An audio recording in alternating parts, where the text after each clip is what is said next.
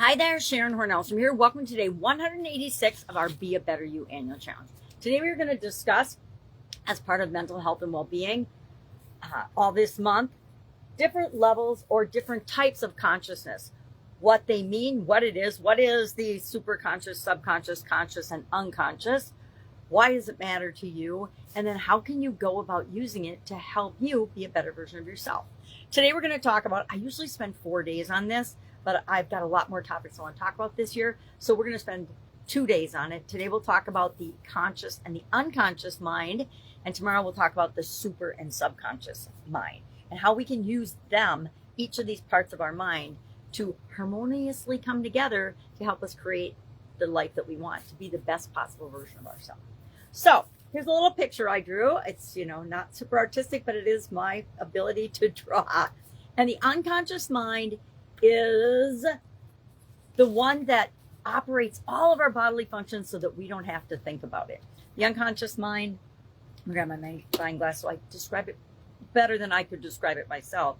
The unconscious holds deep-rooted automatic processes that govern bodily functions like breathing, heart rate, and instincts. That's where our instincts lie. That's where that gut feeling or that sixth sense is.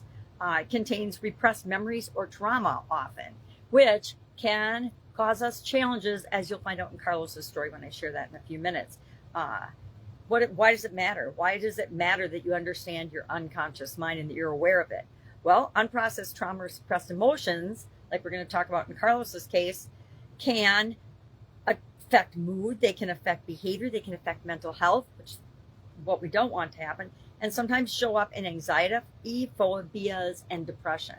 I think that the world is at an all-time high level of depression, and so that's part of why it matters. If we're dealing with people that are depressed or anxious, it's not because of us, it's because of something in their unconscious, programs that are running automatically like they often do in our subconscious, and we're not even aware that we're acting on them. Sometimes in our subconscious we are aware we're acting on them, but other times we don't.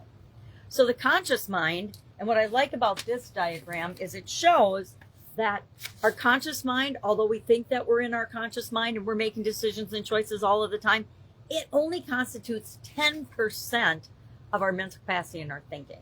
So we only use 10% of our mind consciously, meaning on purpose. Our conscious mind, what the heck is it? Well, this is our awareness in the present moment. It's what we're aware of right now. We're aware of our breath. We're aware of our environment. We're aware of the temperature in the room, things like that.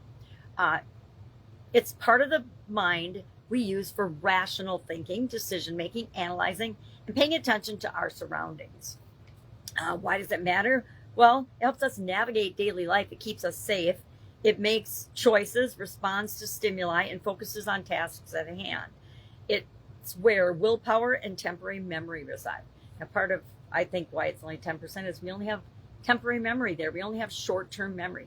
Have you ever tried to think about what you had for lunch yesterday or breakfast? I know what I had for breakfast, but I have no idea what I had for lunch yesterday.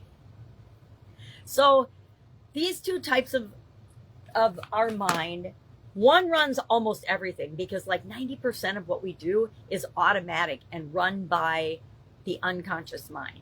10% is conscious and we're fully aware of it. And then tomorrow we're going to talk about the two other parts of our brain and how we can use them to combine the power of all 4 areas of our consciousness to create what it is that we want.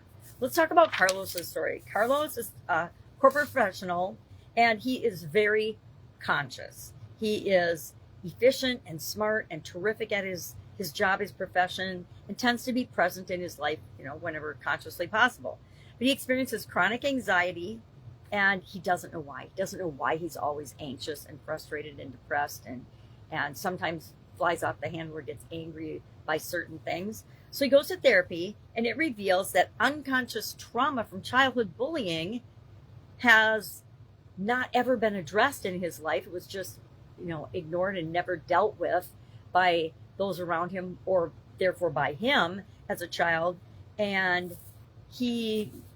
that's where the anxiety was coming from. As he heals by integrating meditation, which is a super conscious activity, we'll talk about that tomorrow, he finds peace, improved relationships, and even begins mentoring others. So that's a really big step for him. So what does this have to do with you? What does it mean? How can we use this today in an active, engaged way? Number one, think about just a couple of the unconscious things that your amazing unconscious does for you every single day. It blinks your eyes. It breathes for you. How many of us would stop breathing if we had to remember to breathe on a conscious level all the time? Or blink our eyes, or there's some other things. Sneeze, hiccup, go to the bathroom. Well, I guess we have to respond to that. So it's unconscious till it becomes a need, then it's conscious, and then we act on it. So today, share one aha you have about either your conscious mind or your unconscious mind. Share it in the comments below so we can learn from one another. I remember the first time I heard that consciously we are only using 10% of our conscious mind.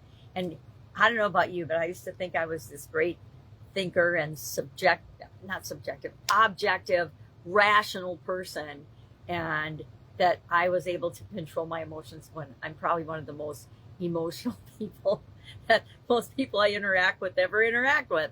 So it adds awareness to and understanding to us. And that's part of how we grow and personally develop, is by becoming more self-aware. So today, just notice your conscious. How often are you present? I used to be terrible about being present in the moment because my mind was always somewhere else. It was either in the past, or it was off at work, or it was thinking about all my to-do list, which meant I wasn't present with the situation. And I really feel sad about that sometimes, because I think when I did things with my kids, they were doing their thing, I got them busy, and then I could do my thing. And it meant I wasn't present with them when they were learning and growing and doing certain things that I feel like I missed out on, right? All right, if I can help you in any way, hit me up and ask. Otherwise, I hope in the USA anyway, you're having an amazing holiday weekend. We had awesome fireworks last night. My granddaughter called me the queen and gave me all kinds of 4th of July necklaces. So I hung some up on my she shed to just get a little more spirit of July in my backdrop for a couple of days. All right, if I can help you, ask. Otherwise, go out, make an amazing day, and I will be with you tomorrow. Be a better you. Bye. And me.